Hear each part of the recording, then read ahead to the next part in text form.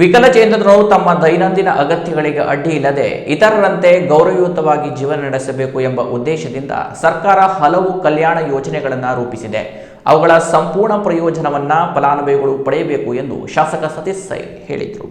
ಜಿಲ್ಲಾ ವಿಕಲಚೇತನರ ಹಾಗೂ ಹಿರಿಯ ನಾಗರಿಕರ ಸಬಲೀಕರಣ ಇಲಾಖೆ, ಶಿಶು ಅಭಿವೃದ್ಧಿ ಇಲಾಖೆ ಅಂಕೋಲಾ ಹಾಗೂ ತಾಲೂಕು ಪಂಚಾಯತ್ ಅಂಕೋಲಾ ಸಹಯೋಗದಲ್ಲಿ ಜಿಲ್ಲಾ ಪಂಚಾಯತ್ ಮತ್ತು ತಾಲೂಕು ಪಂಚಾಯತ್ ಅನುದಾನದಿಂದ ತಾಲೂಕಿನ 8 ಜನ ವಿಕಲಚೇತನರಿಗೆ ಯಂತ್ರಚಾಲಿತ ವಾಹನಗಳನ್ನು ವಿತರಿಸಿ ಮಾತನಾಡಿದ ಶಾಸಕರು, ಜಿಲ್ಲಾ ಪಂಚಾಯತ್ ಕಾಯ್ದಿಟ್ಟ ಅನುದಾನದಲ್ಲಿ 1 ಹಾಗೂ ತಾಲೂಕು ಪಂಚಾಯತ್ ಅನುದಾನದಲ್ಲಿ 7 ಸೇರಿ ಒಟ್ಟು 8 ವಾಹನಗಳನ್ನು ಅಂಕೋಲಾ ತಾಲೂಕಿಗೆ ಒದಗಿಸಲಾಗಿದೆ ಎಂದು ವಿವರಿಸಿದರು.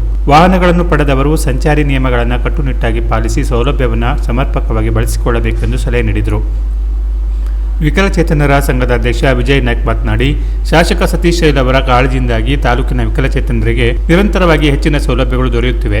ಶಾಸಕರ ಸಹಕಾರ ಮುಂದುವರಿಯಲಿ ಎಂದು ಆಶಿಸಿದರು. ಹೇಗೆ ಬಾಕಿ ಜನರು ಗಾಡಿ ಓಡಿಸ್ಕೊಂಡು ಮಾರ್ಕೆಟಿಗೆ ಬರ್ತಾರೋ, ದಿನನಿತ್ಯದ ಏನು ಬಾಜಿ ಪಲ್ಯ ಅಥವಾ ಕೆಲಸವನ್ನು ಮಾಡ್ತಾರೋ, ಹಾಗೆ ನಿಮಗೂ ಸಹ ಈ ಒಂದು ಕೆಲಸವನ್ನು ಮಾಡುವಂಥ ಅವಕಾಶವನ್ನು ಸರ್ಕಾರ ಮಾಡಿಕೊಟ್ಟಿದೆ.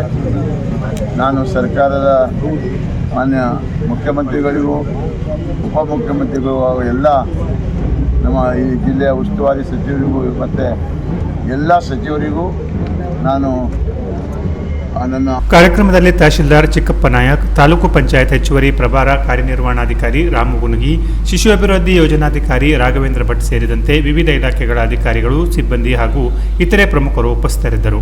ಫಲಾನುಭವಿ ವಿಕಲಚೇತನರು ತಮಗೆ ದೊರೆತ ವಾಹನ ಸೌಲಭ್ಯಕ್ಕೆ ಸಂತಸ ವ್ಯಕ್ತಪಡಿಸಿದರು. Canara plus news, Ankola.